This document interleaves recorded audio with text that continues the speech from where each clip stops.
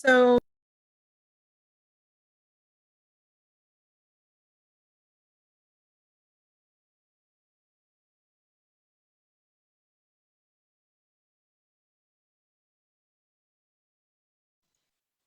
Carden, you're on mute, I think.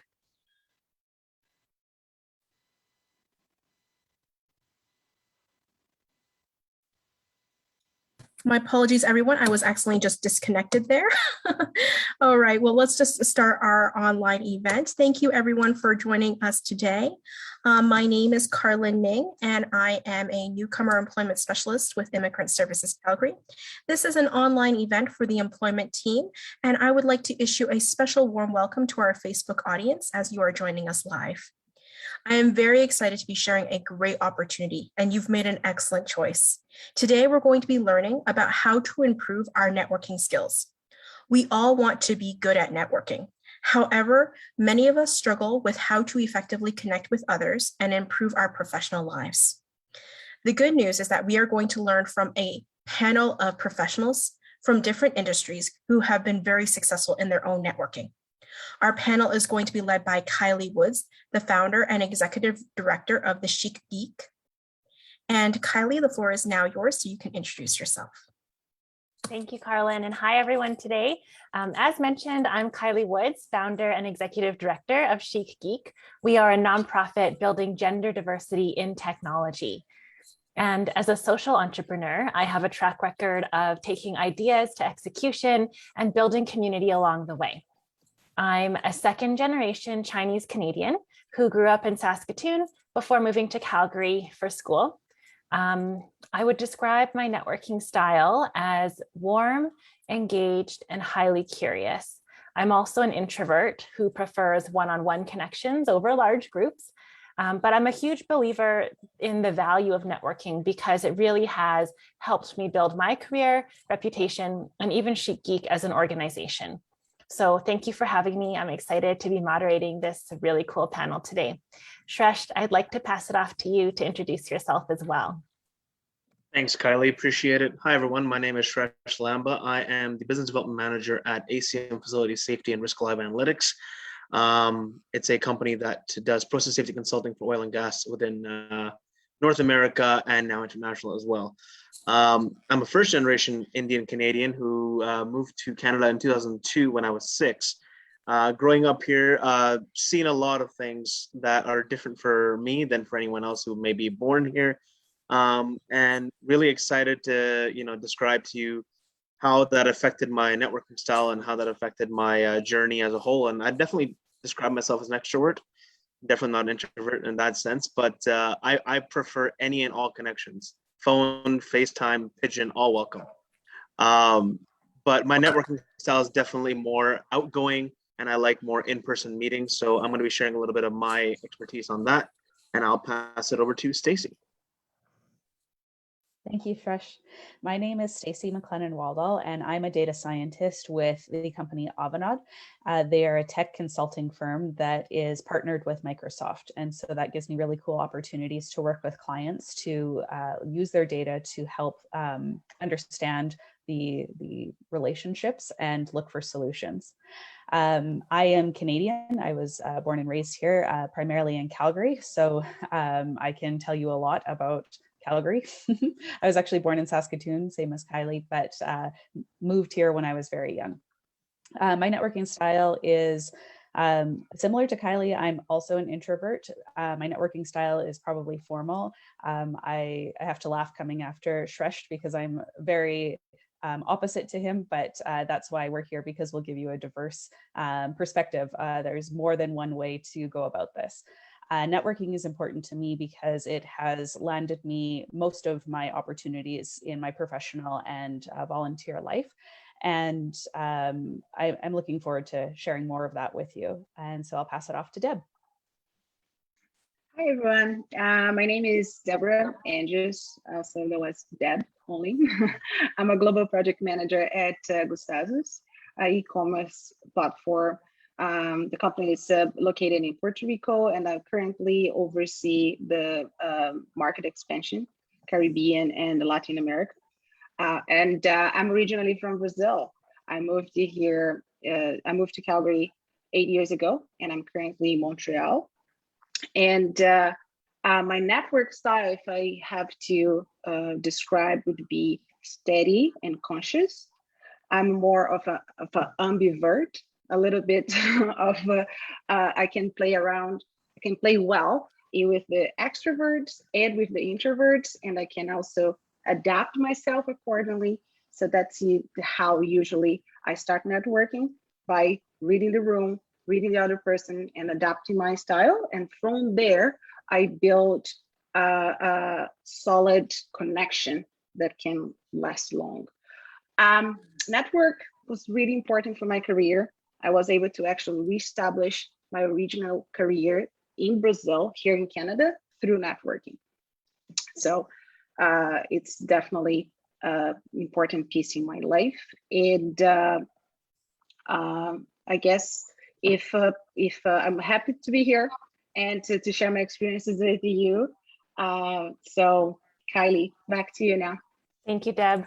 Carlin has a few housekeeping slides that she wants to take us through just before we get into the real discussion. So Carlin, I pass it over to you. All right. Thank you so much, everyone, for your patience. And my apologies about earlier. I guess my connection just completely broke and I was kicked out of the meeting. But we humbly thank our program funder, IRCC, for their continued support.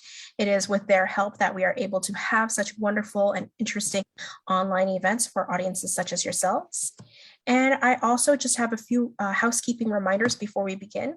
I am going to ask everyone to please mute your microphones and turn off your cameras until the Q&A. Absolutely no abusive language will be tolerated. Please do not post any personal information or data in the chat box, as it is not secure.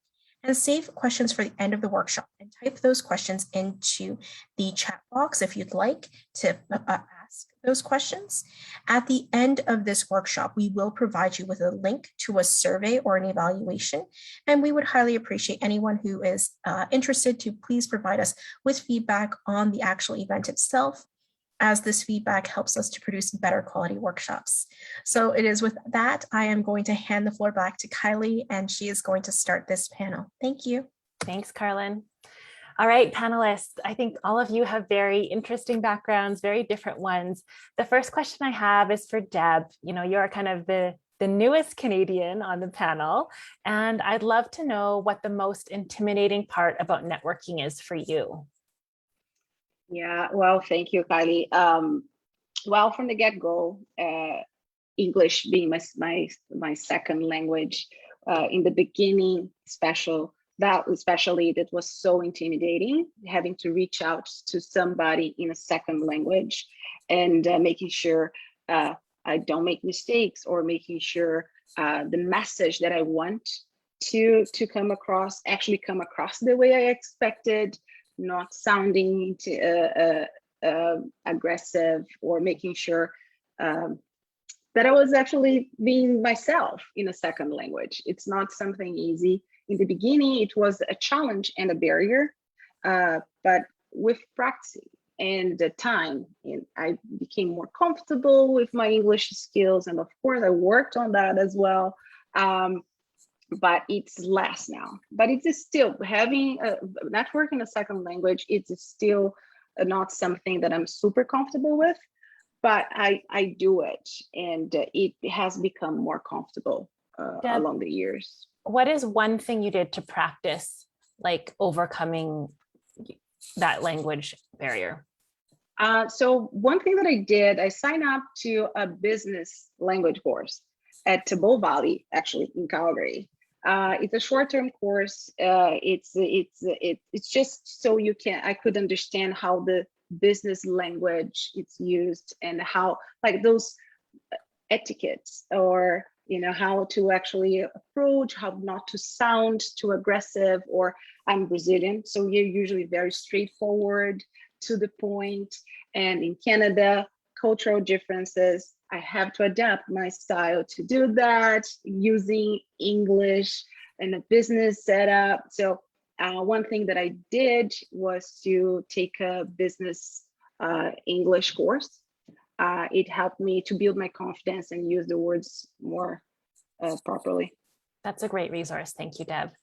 I know, Shresh, you're kind of, the opposite end of that spectrum where networking is not so intimidating for you. Like you come from a sales background, you love it, it's your day to day.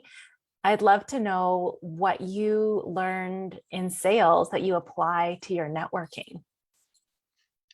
Absolutely. Thanks, Kylie. So being in sales, I mean, you get used to rejection. That's a number one thing, right? You're going to hear no about 80% of the time. A good salesperson is about a 20% close rate. So I go into a sale and I go into a meeting thinking, you know what? If this person says no, it's one of the 80. It's one of the majority. If I get a 20% yes, that's an achievement. Yes, awesome. So it's the same in networking. I mean, and I'll use this rule. I use a rule of half. And that's something I'll tell all of you guys. So I don't set the goal of how many people I want to connect with. I set the goal of how many meetings do I want in a week. And by meetings, I mean coffee chats, virtual coffee chats, just conversations, phone calls, whatever. So when I was 18, I set my goal at 3 a week, 3 different people, 3 coffee chats a week. Now from 3, I said, if I want 3 people to meet me a week, I got to send the invite to 6 people. If 6 people get the invite, that means I have to have 12 connections. If I have to have 12 connections, I have to send out 24 invites. If I send out 24 invites, I have to find 50 people. It's the rule of half. Every time you go in, half of that thing's going to get cut before you reach that little portion that's going to help you. Another great thing to do just to get more networking in your day and more people involved. If you get a network, if you get a connection, ask them for more. Ask them for more because a warm connection is always better than a cold connection. And that's something that sales has definitely taught me, that people respond to referrals. Shresh, that's a really good point about ask them for more. I want to come back to that later in the conversation because I think there's a great discussion there. Deb, did you want to add something to what Shresh was saying? Yeah, something that really worked for me, and it's not miss a chance to networking in your day-to-day. Sometimes you can overlook a connection with your neighbor or some random conversation with somebody, but don't miss an opportunity to network there. And I'll give you a little story. It happened like 3 weeks ago. I sold my car, and the person who bought my car, we started talking, and it ended up being somebody that works for a company here in Montreal that they're hiring project managers. So at the end of the conversation, he actually said, he offered me, do you want to work for us? Even if it's not now, connect with me on LinkedIn and let's keep the communication move forward. So never miss a chance to network in your day-to-day. You'll be surprised that you can build connections, business connections from social connections. So social interactions. So I love that, Deb. Thank you. It's a good reminder about the power of curiosity and how that can open up many doors when we're genuinely interested in the people around us. I want to switch gears a little bit and talk about energy. We've all kind of mentioned where we are in that introvert extrovert scale. Stacey, I know that you're an introvert, but you're also a mom of 2 kids, sorry, but you run an e-commerce company, which is kind of like a third kid. You're just starting a new job as a data scientist, and you're an introvert on top of that. How do you find the emotional energy to fit networking into your routine?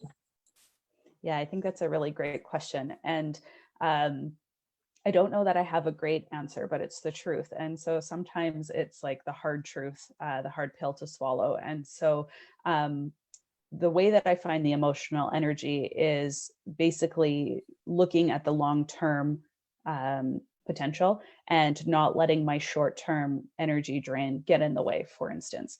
So a lot of the things that are more natural to me, being introverted, I have to find a way around or through or over or under to get to where I want to be. And so really it's just keeping sight of the long-term goal and not worrying so much about the uncomfortableness, talking about the intimidating part is like finding that courage and reframing the way that you're feeling. I often think about like nervous energy is actually the same thing as excited energy. So if we reframe the way that we're feeling from nervous to excited, that can help us get excited to be networking. But also I I do self-care, and I'm sure you all have heard lots about self-care with the emphasis on mental health, but making sure to also honor where I'm at, and if I really do need to take a day or a week to recoup before getting back into networking, then I try to honor that so that again, on the long term, I'm able to go forward with the networking, but not totally depleting myself. Does that make sense? That's good. Thank you, Stacy. I'd like to hear from all of you about a networking experience or moment that opened up a new opportunity for you. Is there an experience you could share with the audience today? Deb, why don't you kick us off? So I had not long ago as well. I reached out to somebody that works for Microsoft.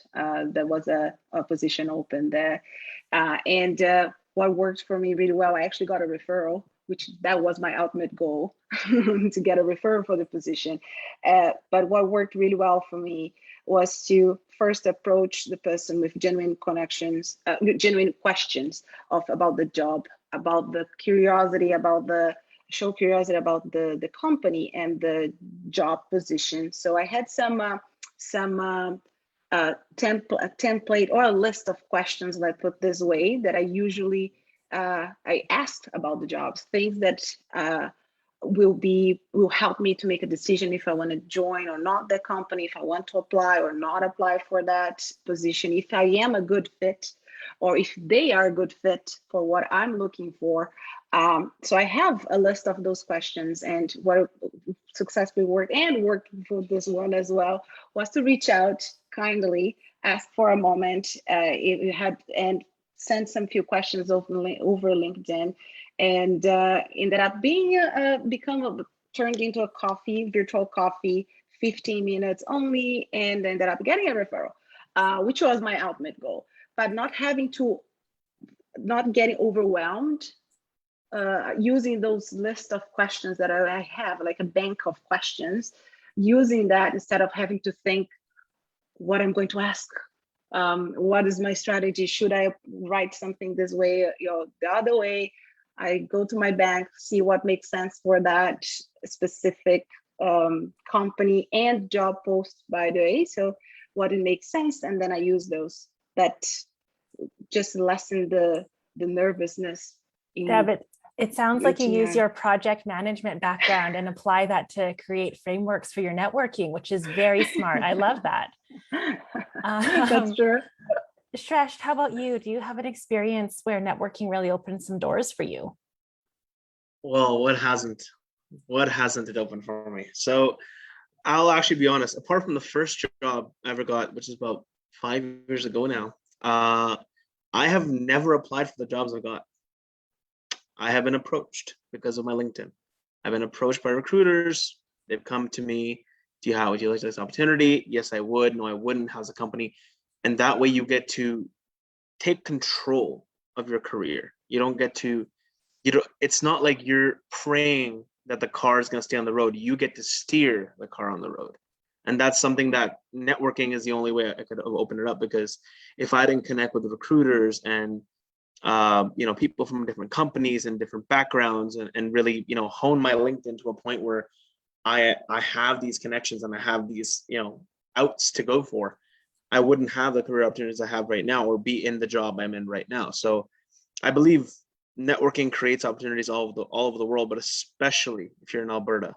I mean, it's a small community, business community. So if you know someone, chances are they know someone else, and that usually opens the door. That's really good, Shresh. And I'm going to bookmark that to come back to again later. Stacy, how about you? An experience where networking opened up something new for you?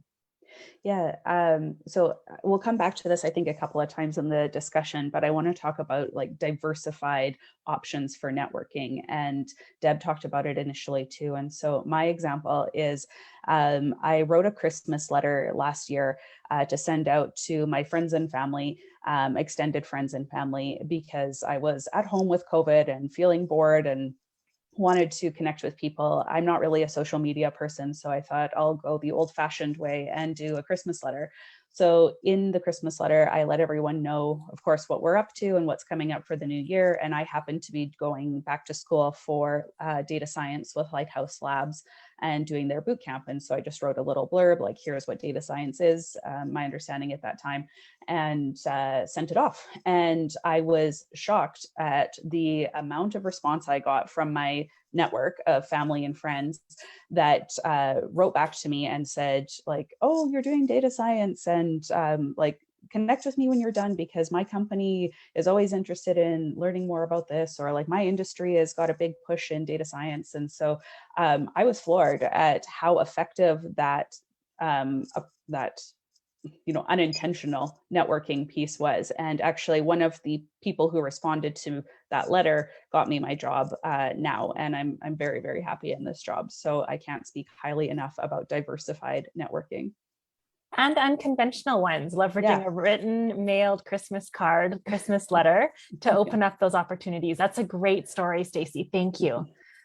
I've heard a little bit about, where is that, like, not being too pushy or aggressive. And Shresh, you kind of mentioned that, Alberta is a very small town in terms of networks. I'd love to hear about any unspoken networking rules that you've learned about in Canada that, nobody talks about, but it's just everybody is supposed to know. Does anything come to mind for you? Stacey, maybe you can kick us off here. Yeah, of course. So one of the things, I forget who it was that mentioned it to me, but it was someone not from Canada who was able to say what one of these unspoken rules was really well. And it occurred to me, like, you're absolutely right. And so in general, North America and Canada specifically are task first cultures, whereas some other cultures are relationship first. And so in Canada, things start on time and end on time.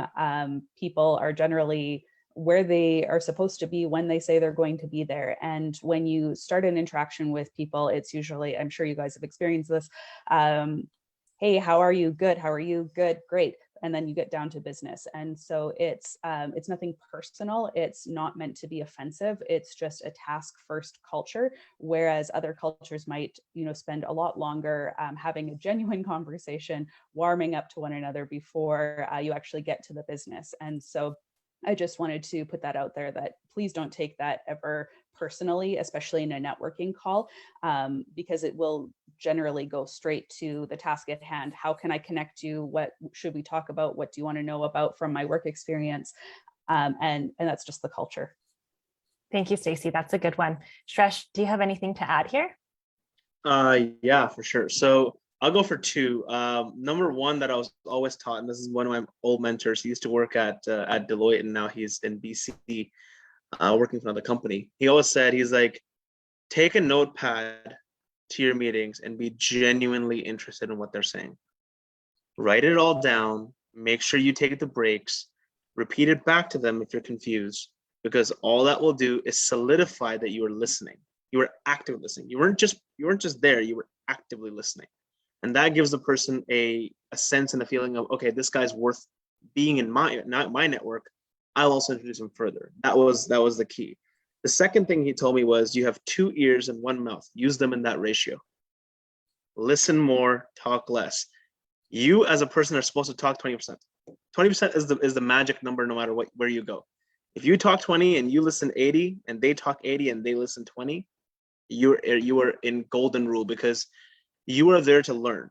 You're not there to speak about yourself. You're there to learn the first few times. Let them speak.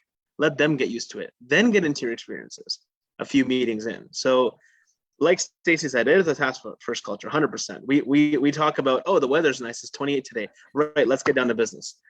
Right? There's no, how's your kids? How's your wife? First of all, and it's 15 minutes of that. No. No one's got the time to waste. Coffee's getting cold. Move on. Get to the conversation. So definitely agree with Stacey on that one. Thank you. Those are some really good tips, Shresh, and I'm going to have to put them in my back pocket now too. Deb, what about you? Do you have anything to add to this? Yeah, so something that to keep in mind, like, Canadians are very polite, and so try to not be pushy, we're approaching someone, and try to flow in the same pace as the person, just to make sure there is no cultural shock, because you can sound a little bit too pushy if you are, and nobody tells you that. And according to the rules of networking, it's like go cold calling, message people. Yeah, do all of that by all means, but make sure you read the room and go not be too pushy. And also, just to build on what Stacey said, rejection. We are all afraid of rejection, and but don't take it personally. It's not about you. You're not it. You're worth it no matter what. And if the person does not make time or don't have the time right now to connect with you, it's okay. It's not because you're a bad person. So shake it off the rejection shame that we all go through sometimes. And nobody tells you that, but it's not personal at all. So just keep going, don't feel demotivated. I think we've all probably had experiences of networking with somebody who maybe comes across as too pushy. I would love to know, like, specifically, where do you draw the line between assertive, which is great, and aggressive, which is too much? How do you know if you're being aggressive? What are some of those traits that you have seen in your own interactions? I can start on that, because I have had interactions with somebody approached me on LinkedIn in a very demanding way. I think it was the choice of words, but when we're reading a message, we don't know the tone of voice, you don't know if there is a smile on the face, you don't have the body language to help you.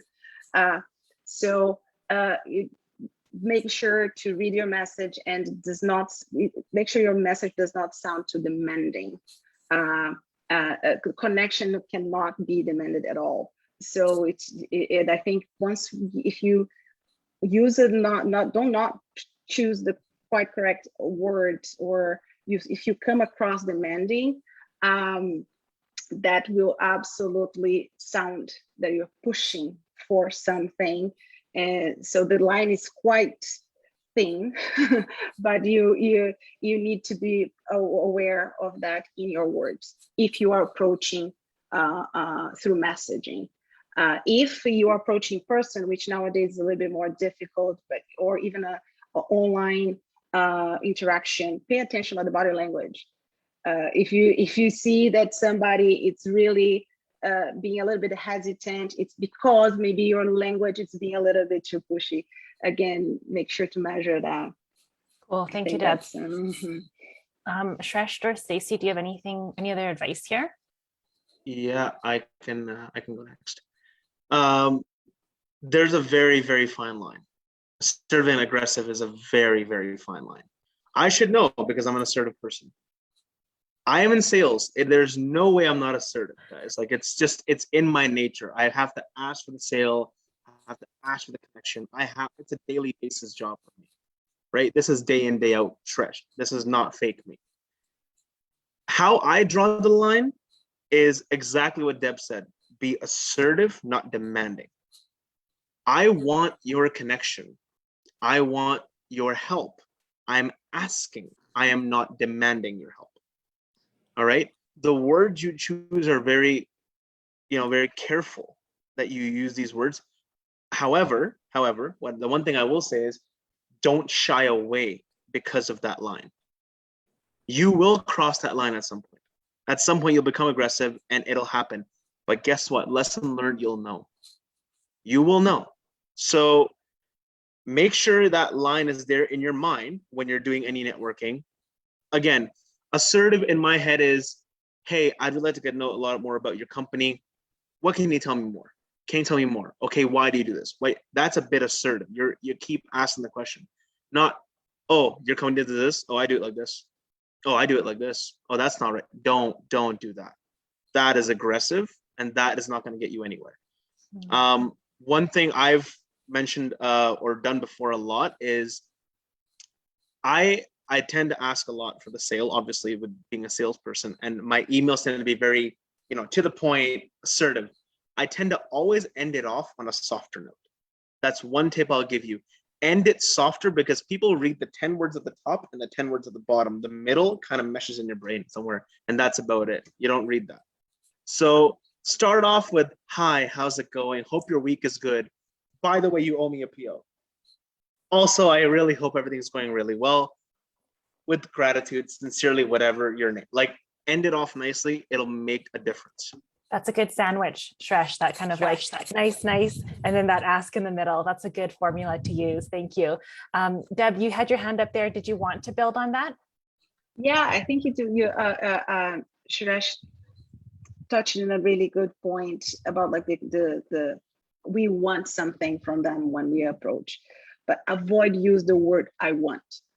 So when you approach the person, I want that job, you already being pushy. Or I want that connection, also you must help me, please help me. It does not come across nicely in a professional settings.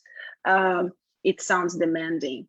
So although the ultimate goal is like, we want something from them, don't tell them that. Not straightforward like that. Go with a softer approach. I found your profile online. I'm interested in this, and that. I was hoping I could pick your brain with those points. Find better words to tell them what you want without telling you want. That's the only thing I want to add. Stacey, did you want to jump in here? Yeah, I'll piggyback off of that. And so I am neither assertive nor aggressive. So I actually appreciate assertiveness because, and it's something I'm trying to live more in my life, in the way of saying what you mean and meaning what you say, and not beating around the bush, as we say, getting to the point, and not using too passive of language to ensure that what you are actually looking for is communicated. And I think if you're doing that in a genuine, open, curious manner, it won't come across as aggressive. However, there is, especially because right now we are so online and virtual, there is an extension for all browsers called Grammarly. If you haven't used it before, it's really effective. It helps you, it helps give you suggestions on wording in terms of like making it more assertive or less passive. And it even gives you like a little emoji in the bottom, and it lets you know what is the tone of your message. So is it joyful? Is it curious? Is it angry? Is it sad? And so that can be really good feedback. There's been times when I've written an email and it's showing me like whatever that straight line face is. And I'm like, oh, I actually meant it to be more excited. And so I'll go back and adjust some of the words to ensure that my tone is coming across more effectively. Thank you, Stacey. That's a really good resource. I've just posted it in the chat in case anyone wants to check it out as well.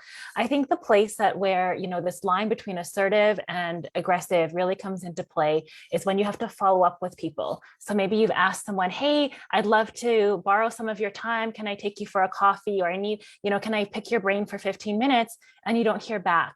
Well, then what do? I'm always worried that the second email I send, the second message is going to be too pushy. Do the three of you have any advice on how to handle the follow-up really gracefully? Yeah, sure. I can start this one off. The follow-up is an art. The follow-up is difficult for most people because you send one and you expect the person to respond. Guess what? They're not your uncle. They're not. You're responding to some stranger. They need to know who you are. Who is this person? Why are you messaging me? Why should I help you? And I'll give you guys one amazing tip that I got early in my career. It takes 7 touches for someone to notice you. 7 is that number. After 7, they're warm to you, the idea of talking to you. So that is where I draw my line. And I don't mean 7 touches, like go to them 7 days in a row, be like, help me, help me, help me, help. Don't do that, okay? Don't blame me if you do that. That is not my idea here. Do one, wait a few days. Do another, wait a few days. Do another, wait 2 weeks. Do another, wait a month. Do another, wait another month. If after 7 they don't respond, it's not worth your time. Usually between 3 and 7, somewhere between that number is where someone will say, okay, you know what, this guy's being persistent, I'll respond. Again, that's persistent, not aggressive. So draw that line. And Shresh, those 7 touch points, that doesn't all need to be an email. That could be a message on LinkedIn, an in-person event, a response to their Twitter, comment, like anything like that, right? Correct. Yeah, anything is a touch point. So my touch points are not like 7 emails. That would get boring. Honestly, that would get so boring to a person to read 7 different emails. No. Send them an email. A week later, give them a phone call. Hey, did you get my email? Who doesn't get their emails, by the way? Just a little tip. Everyone gets their emails. They just ignored you. Call them. Email them again. Call them again. LinkedIn message. Show up at their office. I don't know. Do something. Think out of the box if you want to get people to notice you, because otherwise it's all the same boat. Yeah. Awesome. Thank you, Shresh. That's I love that kind of model of 7 touch points. Stacey, do you have any advice for kind of handling the follow-up? Yeah, I just wanted to build on that. I think that's a really great rule of thumb.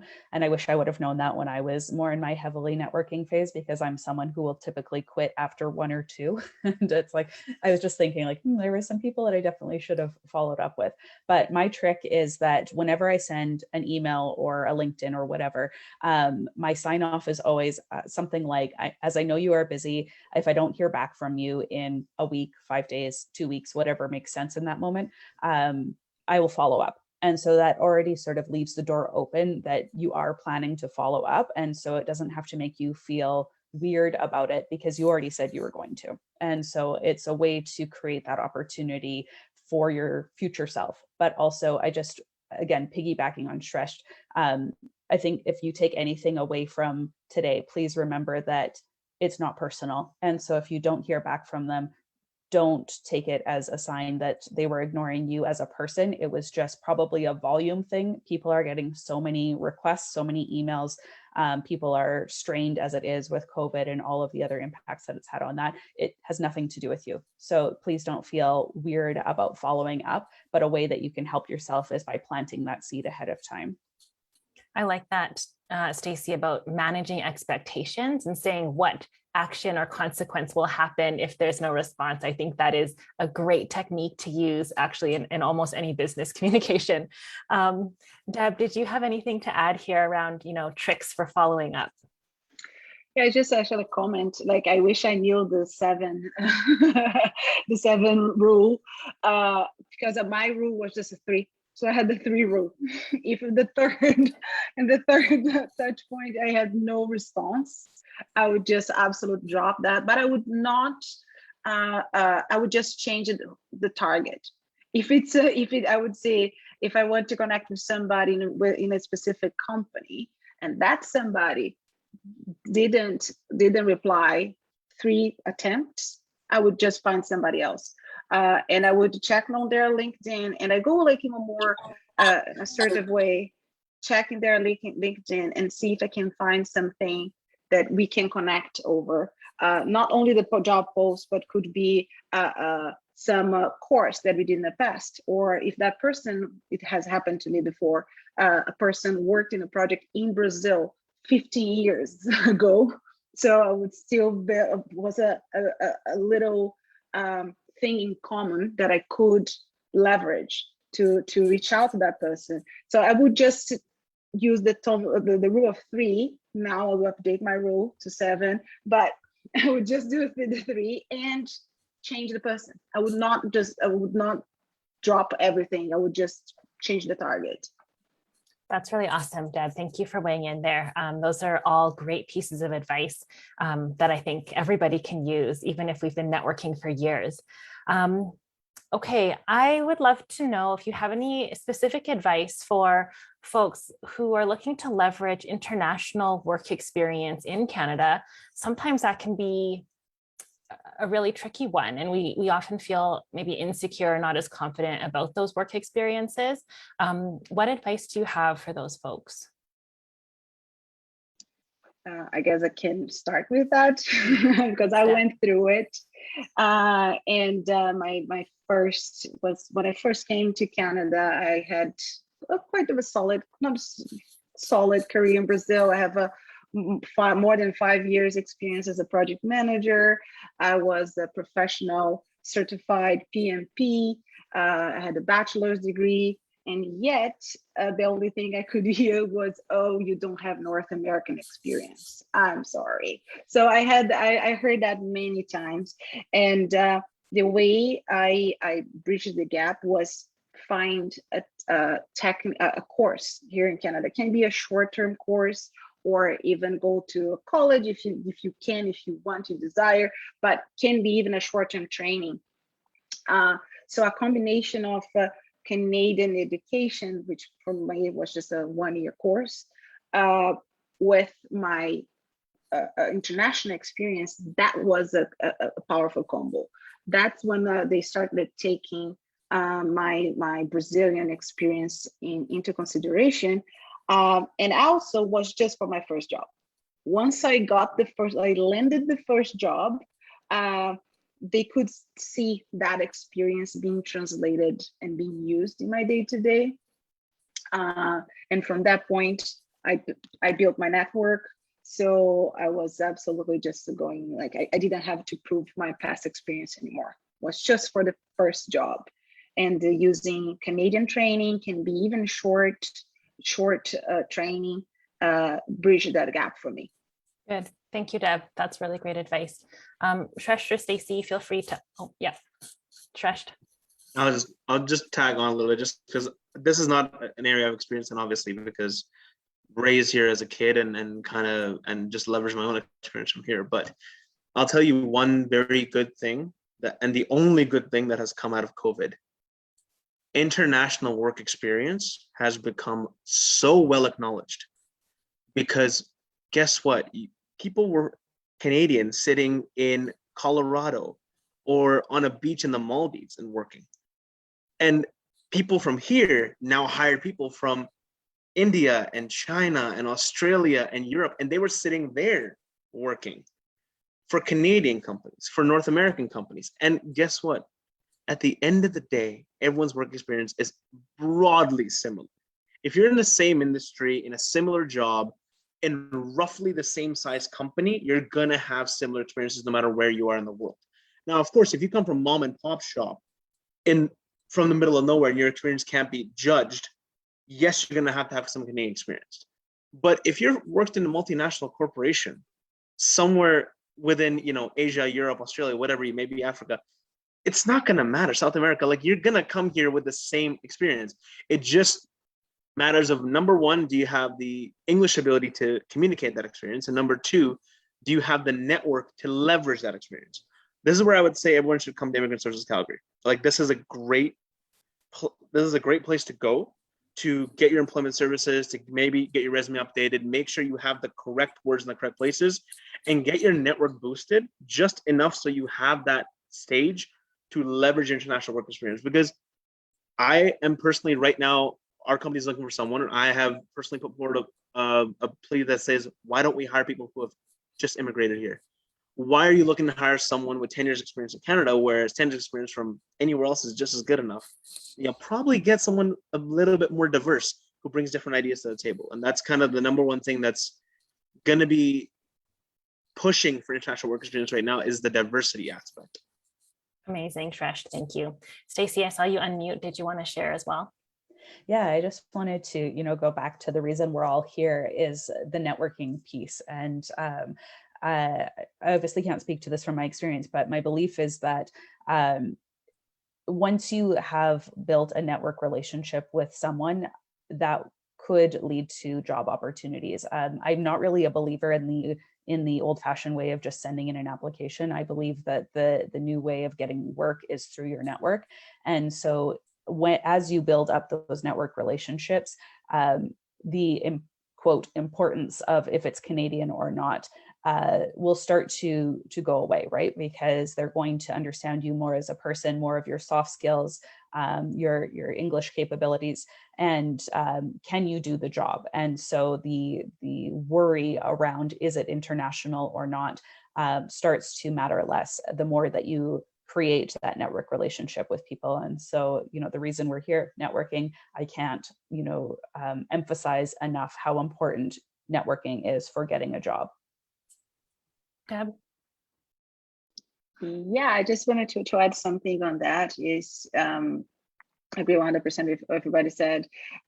On the COVID side, yes, that is this fantastic opportunity because now the borders are, it's virtual, everybody's online, so there is no borders anymore.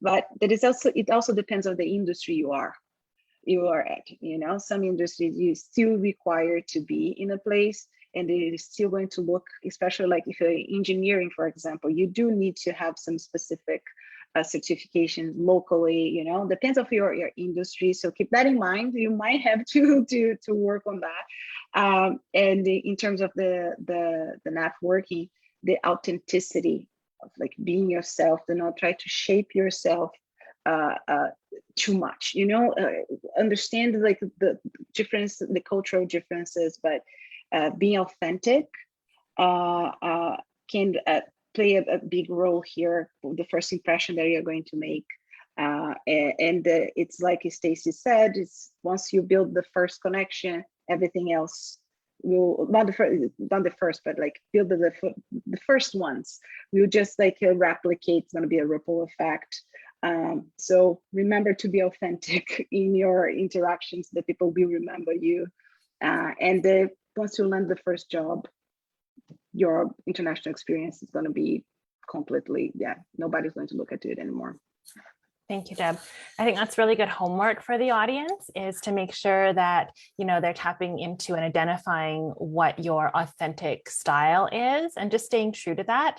I want to leave some space for questions, but there's two more things that I just want to leave the audience with, because this wouldn't be a networking event if we didn't have some kind of call to action and homework to leave you all with. So Shresh and Stacey, I'd like you to share a piece of homework for the audience to take away and actually put into action after this event. Shresh, why don't you kick us off? Sure thing. So I'm going to challenge each and every one of you today. And this is something that's worked for me, and I guarantee it's going to work for you. Pick a company in your mind. It could be any company in North America. Pick a company in your mind that you want to work for. I don't care how unrealistic it is. You want to work for NASA, pick NASA, okay? And even if they don't have a position right now, I want you to go and create a circle of influence.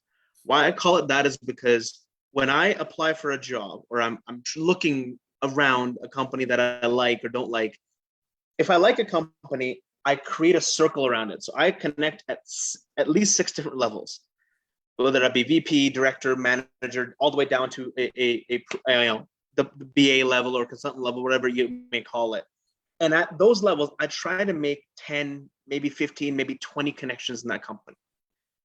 That is your circle of influence. You know why? Because when you walk into an interview, they've already chosen their candidate.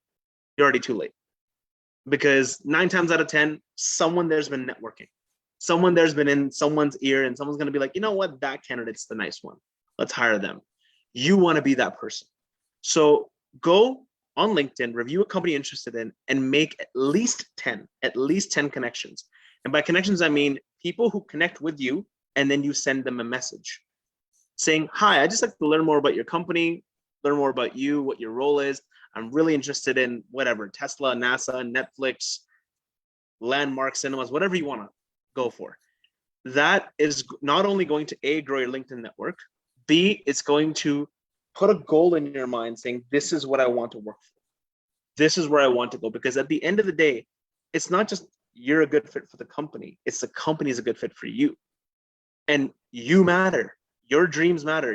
Where you want to go matters more than what they want in their job description. So keep that in mind and go for your goals. Set a realistic timeline. I usually give it about 6 months until a position opens up. If a position is open, 2 months. You got to get in there, you got to connect, and you got to get that. Okay. Circle of influence, 10 connections. That's your homework from Shresh, everyone. Stacey, how about you? Okay, I have a few resources, and then I'll assign the homework. And so I've shared the resources with Kylie, so hopefully those can get to everyone. So I want to double down on what Shresh just said. For me, it's add 3 LinkedIn contacts per day, 5 days a week. And that's another way to build it. But I really liked what Shresh said with goals, because if you have a metric in mind, that gives you something to focus on and work towards. So one way that you can help yourself, especially if you're an introvert like me, make these connections outside of LinkedIn is a program or a company called Lunch Club. It's a way that you can be introduced to other people in a automated fashion that helps you book in these networking events. And so it's a little bit different from LinkedIn because it's not as specific or targeted, but it helps take that intimidation factor out of it because it's an automatic pairing.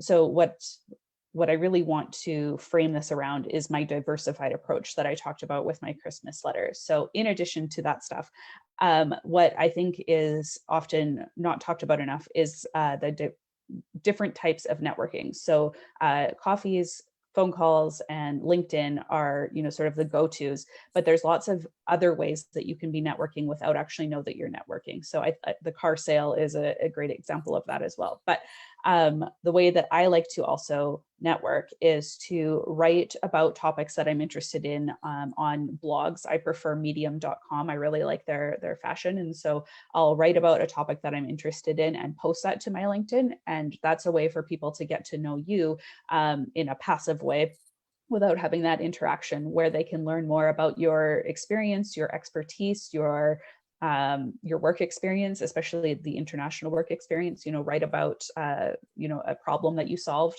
and just post that to your LinkedIn, and you'll be surprised at the people who might not, like it or comment, but they've read it. And so then when you do eventually have that one-on-one call with them, they are aware of you, and you were able to reach a lot of people in a really easy way. And I also want to challenge Shresh that I think he should write a medium.com article about his circle of influence, because I think that's really valuable. Shresh, that's my homework for you. Done, Stacey. I don't back away from a challenge. Done. Love that. Okay, some good stuff. I think 2 really good homework pieces to leave everyone with. Thank you, Stacey and Shresh, for those actionable items. Carlin, did you want to open it up to some audience questions?